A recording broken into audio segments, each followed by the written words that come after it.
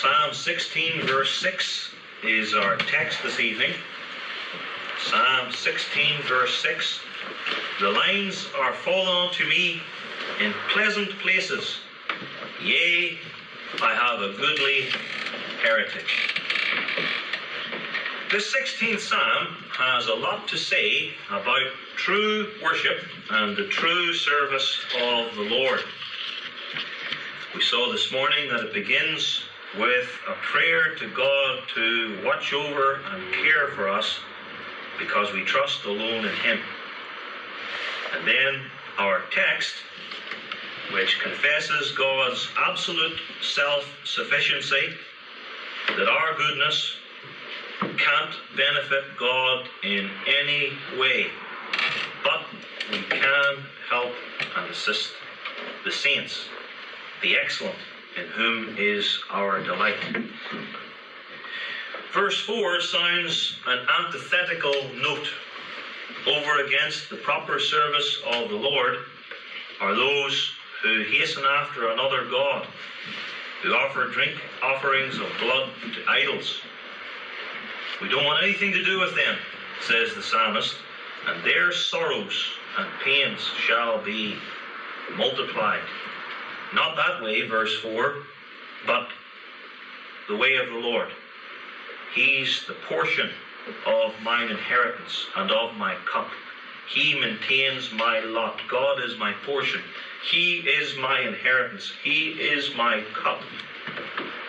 And then our text. The lines are fallen unto me in pleasant places.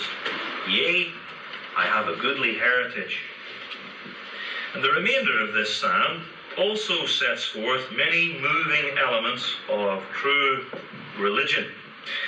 Especially as we come to the end of Psalm 16, we have teaching here concerning the resurrection from the dead, the resurrection of an individual, especially in verse 10, which verse, along with surrounding verses, is quoted by Peter in that sermon in Acts 2 on the day of Pentecost, which is, of course, why we read it earlier.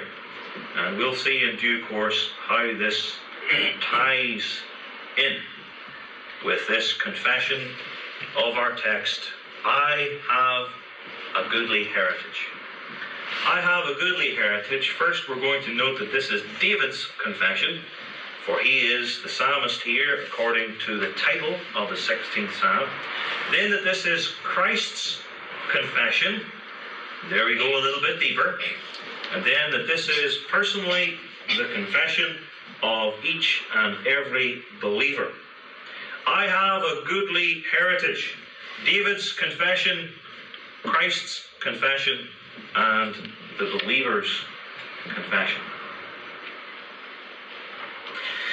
It is possible to know the emotional condition of David as he makes this confession of verse 6, that the lines are fallen to him in pleasant places.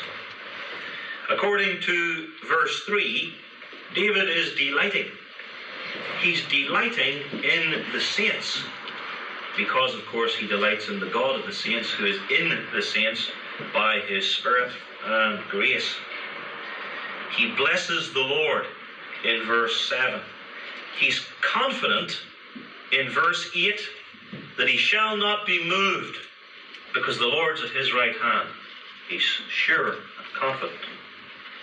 According to verse 9, he knows gladness and joy. And according to verse 11, he is filled with happy anticipation of great good in the future. Thou wilt show me the path of life. In thy presence is fullness of joy. At thy right hand there are pleasures forevermore, and I'm going to enjoy them. That's David's attitude here. And this delight and confidence is also seen in verse 6. It's implied there. The lines are fallen unto me in pleasant places. Yea, I have a goodly heritage. And a person who says, I have a goodly heritage, is content. I have a good heritage. A person who says, I have a goodly heritage, is grateful.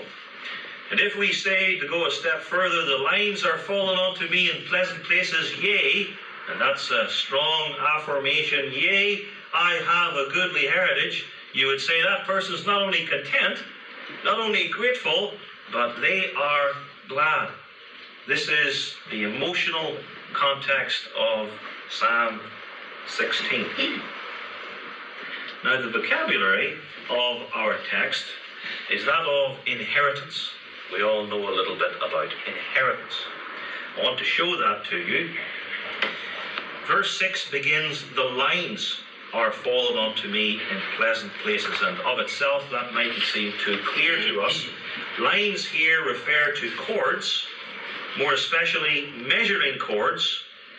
Yea, further, the measuring cord which marks out the land that a person inherits. The lines are fallen unto me in pleasant places. Yea, I have a goodly heritage. And the word heritage is closely related to our word inheritance, because the word herit is in both. Inherit, inheritance. So there's two words in verse 6 telling us that this text deals with our inheritance. The inheritance theme is prominent also in the preceding verse. The Lord, verse 5 begins, is the portion of mine inheritance. That's the first reference. And of my cup. Thou maintainest my lot. And one's lot is the inheritance which is allotted to you. Lot, allotted, allotment.